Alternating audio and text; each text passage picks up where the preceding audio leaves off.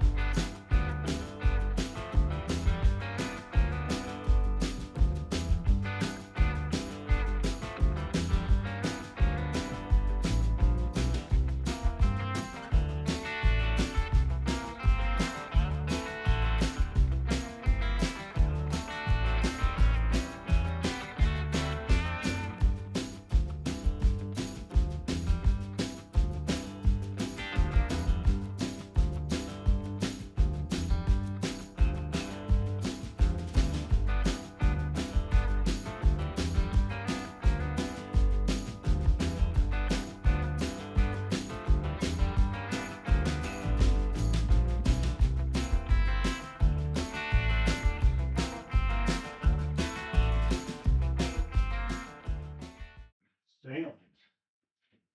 Good old hoist.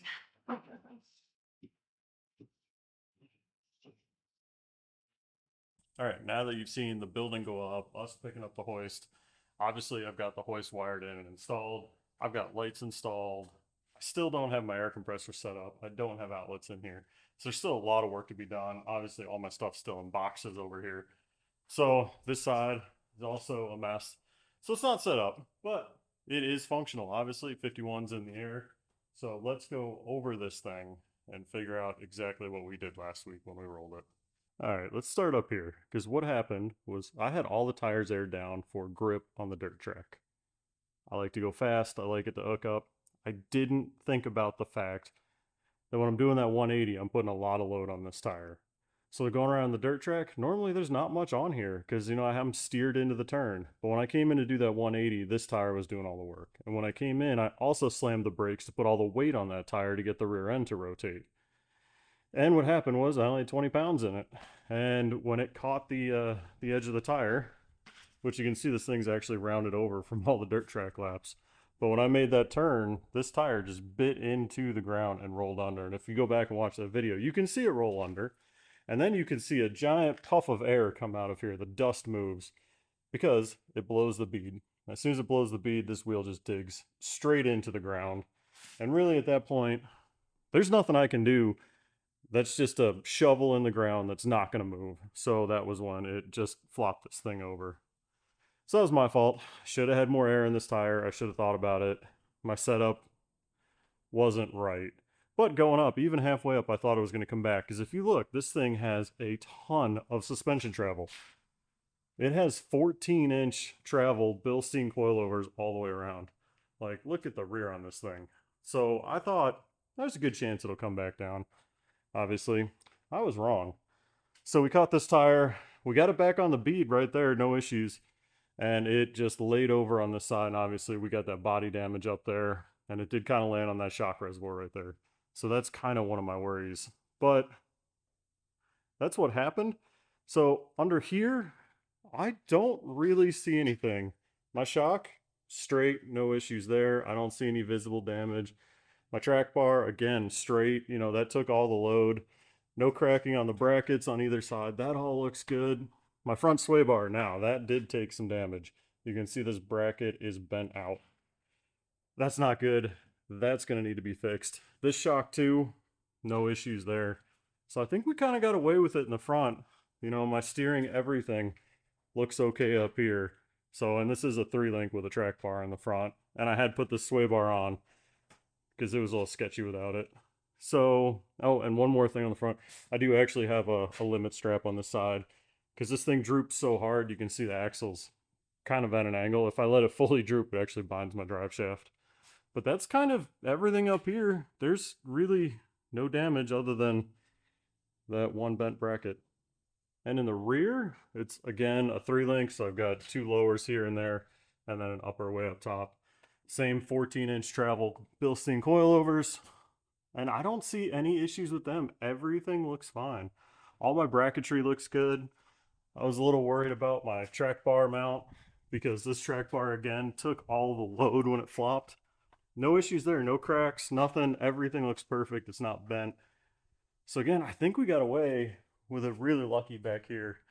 And then on the bed, honestly, this thing is a tank. It popped this board off, and that was it. We put it back on. It did bow it up a little bit here.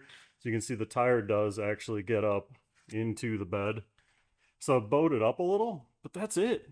I mean, it's amazing that this thing took no damage underneath. You know, this tire was fine, no issues. So yeah, it's crazy. Got to bend that thing back over there, and then we got to check all the shocks because I am worried that I might have lost a gas charge on the shocks. So I'm gonna lower it down, and that's gonna be the next thing we're gonna do. I'm gonna go check and make sure all the shocks are still charged because I don't see any damage on them. They're not bent, they're not broken, none of the hoses are damaged. Everything looks good. So next thing is to make sure they're still charged, which they're charged with nitrogen, so we'll get to that. So I figured I'd start with this side because this one didn't get landed on. Because I don't remember what I charged them to, if it was 175 or 200 or 225. So I thought I'll start here, see what this one's at, and then I'll, you know, go check that one and see what it's at. Well, I hooked it up to my nitrogen regulator and it wouldn't register on the gauge, so I grabbed the tire pressure gauge. It's got 58 pounds in it. So it's definitely leaked down, and this is just one. So I'm gonna charge them to 200, I think, and then we'll just move around. But I don't think this one lost gas charge in the wreck, but maybe. we'll see. I mean, they do have a tendency to leak down. I've never checked them since I built the truck. So, again, another mistake I made. These are going to have to be a general maintenance item where I just hook up and just make sure they're charged. So, charge this one to 200 and we'll go to the other side and see what we get over there. Surprisingly enough, this one had 130 in it, so better than the driver's side, but still low. So, charge it up to 200. Now we'll check the rears. But having low on that side could have contributed to it because it wouldn't have had enough rebound damping to hold the truck down. So we'll check the rears and see what happens, but these are definitely going to be a maintenance item to make sure they're charged. It's easy. It takes 5 minutes to do it. You just take the Schrader valve off the end, hook this thing up to it to the tank, and it works. So we'll move on to the rears. 77 psi, 140. So oddly enough, both driver sides were lower on pressure. All four were low, but the driver sides were really low, which on shocks, most of your damping is in rebound, which is in extension. So when you're making a left-hand turn, the body's leaning to the right. This side's extending, this side's compressing. So that's where I needed most of my damping, and that's where I was low on both ends. So this kind of makes sense. Did it happen in the rollover? I don't know. Did I become more sensitive to it after the rollover? 100%. So it might have been like this the whole time, but I'm gonna top both these off to 200, and then the shocks will be dialed in and we'll be all set there. All right, guys, that's gonna wrap up this video. As you can see, this thing's already been pushed to the other side. It's out of the workshop. All the shocks are aired up. It's sitting quite a bit taller because of the gas charge. So everything seems good. I bent the bracket back on the front, fixed all the shocks. I still have an exhaust leak I got to take care of, and some body work, but other projects have kind of jumped in. So unfortunately, I'm going to sit for a little bit, but really, it's totally drivable. If I throw the exhaust gasket in, it's perfectly drivable and it won't sound like crap. So yeah, we've got some very interesting projects coming that are different than anything we've done before. Um, so yeah, that'll be it. But this thing seems pretty good. I'm happy with it. Come back next time.